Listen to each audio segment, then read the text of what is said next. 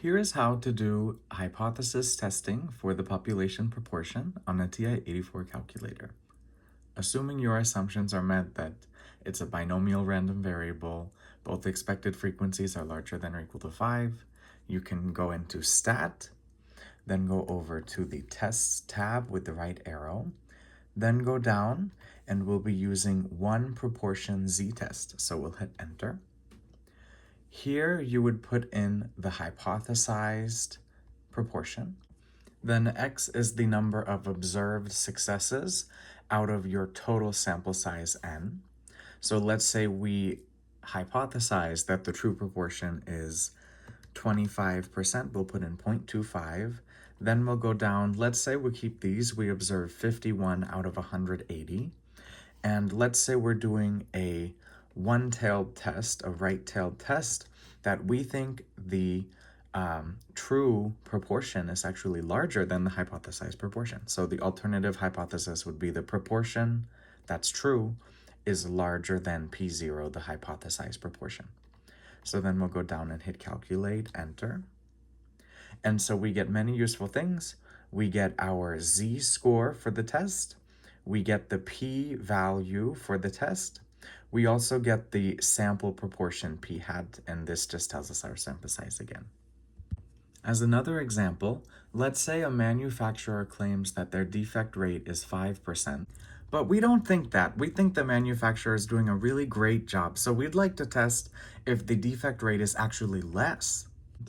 And an inspector samples 500 products and finds that only 20 of them are defective. So let's try to test if the true defect rate is less than 5% with a significance level of 0.05 or a confidence level of 95%. First, we'll go into Stat, then we'll go over to the Tests tab, and we can just put the number 5. That'll give us our desired option, one proportion z-test.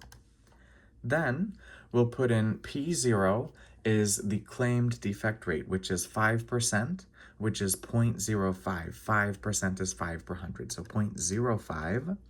Then we got 20 defective devices out of 500 total devices.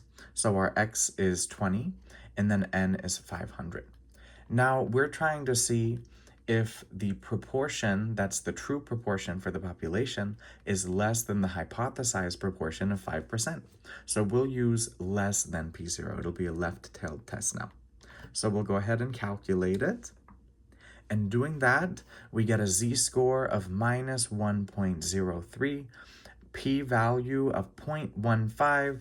That's pretty high since we wanted a confidence level of 95%. This p-value is not less than alpha or 0.05. So we'll not reject the null hypothesis at this confidence level. So our evidence, a 4% defect rate in a sample of 500, isn't enough to conclude at the 95% confidence level that the defect rate is significantly less than 5%. Now let's draw this same example together. So we can go into Stat, over to Tests, and we can go down to one proportion z-test again. We'll hit Enter. I have everything the same, but now I'll show you what it looks like if you draw it. You can choose any color you like if you have color options. I'll just choose, that looks perfect. Okay, we'll draw it. And so it draws the z distribution for you. This is, again, the z distribution, the standard normal distribution with mean 0 and standard deviation 1. Our z-score is minus 1.026. And so with such a large p-value, our sample of 500 with a sample proportion of 0.04 isn't too unusual. So we'll not reject the null hypothesis. Great job!